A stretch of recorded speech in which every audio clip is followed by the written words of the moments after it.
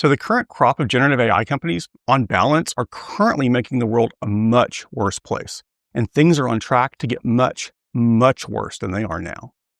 I've made videos about why the AI doomer narrative is a distraction, and I've talked about how even people with trusted reputations who ought to know better are pushing the narrative that we need to worry about AI killing us all.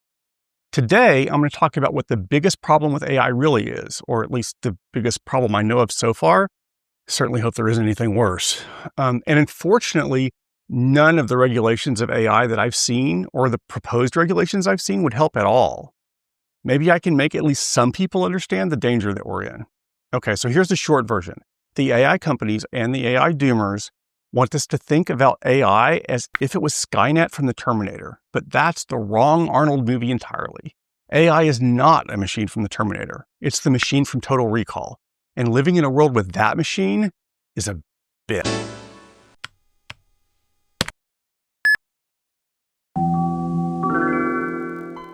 This is the Internet of Bugs. My name is Carl. I've been a software professional since the 1980s, and I'm trying to do my best, my part, to make the internet a safer and less buggy place. The first thing I want you to understand is that the genie cannot be put back into the bottle at this point. AI is not going to go away no matter what we do. We're stuck with it, and we're going to have to live with it. To those people in my comments that say all AI is bad or just ban it all, thanks for the engagement, but you're wasting your time. Even once this bubble pops, as long as the people getting rich off of generative AI can use it to make themselves even a little bit richer, it's going to be a constant factor in what happens in the world from now on. Which brings us to Total Recall. And for the record, I'm talking about the 1990 version, not the really bad recent remake. Quick summary with only minor spoilers if you haven't seen it. The premise is that there's a machine that can implant fake memories into a person's mind. Because of this, the good guy doesn't know what's true and what's just an implanted memory, and the billionaire bad guy uses the machine to put any thoughts he wants into people's minds, and in the process, changes their values and personalities. I wonder if that's starting to sound familiar to you yet. So we as a society were already having problems with divisive politics before generative AI. Research says that we, or at least American society, is more polarized now than at any time since the Civil War in the 1860s. I've read that Europe isn't as bad as it is here, but that polarization levels there are also increasing.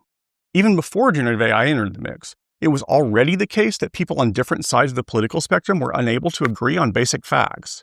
Generative AI has already started to make that much, much worse. I can give you lots of examples. AI generated fake recordings of a politician in Slovakia in 2023 that went viral right before an election, a fake recording of a Chicago mayoral candidate that may have contributed to him losing an election. There's a site that cataloged more than 20 AI-generated political deepfakes leading up to the US 2024 election.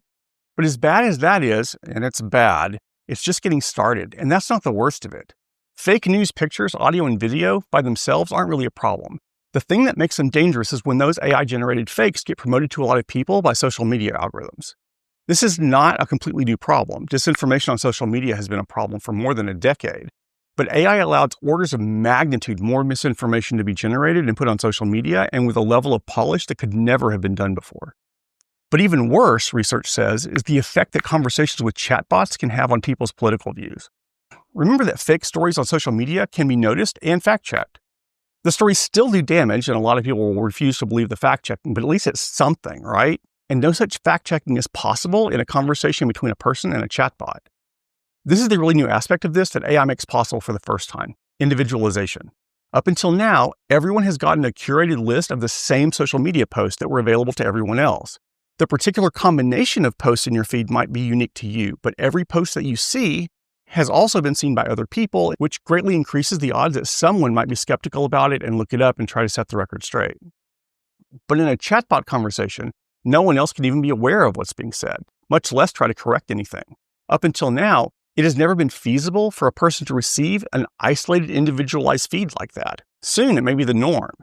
In theory, a chatbot company could be held liable for any falsehoods in such conversations, since chatbots are not believed to be protected by Section 230 of the 1996 Communications Decency Act, although that hasn't been really tested in court.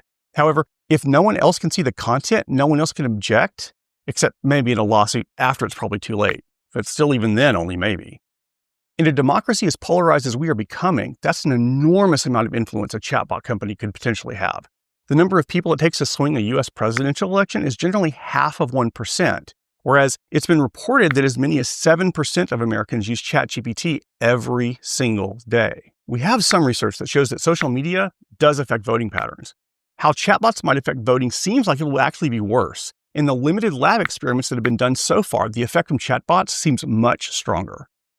But the efforts to try to regulate AIs don't address this at all. Note, I'm not a lawyer. I'm just repeating what I've read on the pages I'm citing here from accredited universities. For example, the California AI Act requires the big AI vendors to just publish reports about some of their internal procedures, report any catastrophic issues within 24 hours, and protect whistleblowers.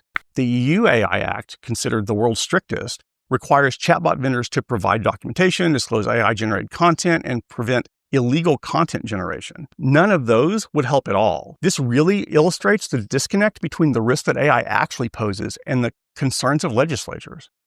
Is this fixable? Maybe, but almost certainly not before the next election cycle.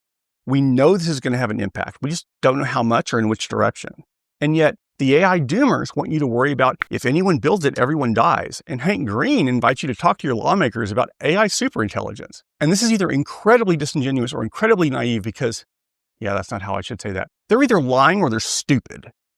Because if they truly wanted our elected representatives to pass laws that would prevent an AI from killing us all, step one would be preventing AIs from influencing who gets elected. Because as soon as enough pro-AI legislatures are in office, the chances of getting any anti-AI laws passed at all becomes zero. And think about it for just half a second. If AI is going to have an effect on an election, do you think it's more likely to favor candidates that think AI is bad or candidates that think AI is good? Welcome to the world of Total Recall, where you can't believe anything that's seen or heard or read online without verifying the original source yourself. Where billionaires have a lever they can choose to use to push disinformation directly into people's minds and change people's opinions on critical issues, and even longtime trusted public figures are telling you to look in the wrong direction. And there is absolutely nothing I can think to do about it except rant into a camera and try to gaslight myself into believing that enough people might watch and like and share this video that it might actually have a minuscule chance to make even a tiny difference. Normally, I try to give you something hopeful here, but I've got nothing. We are so fucked.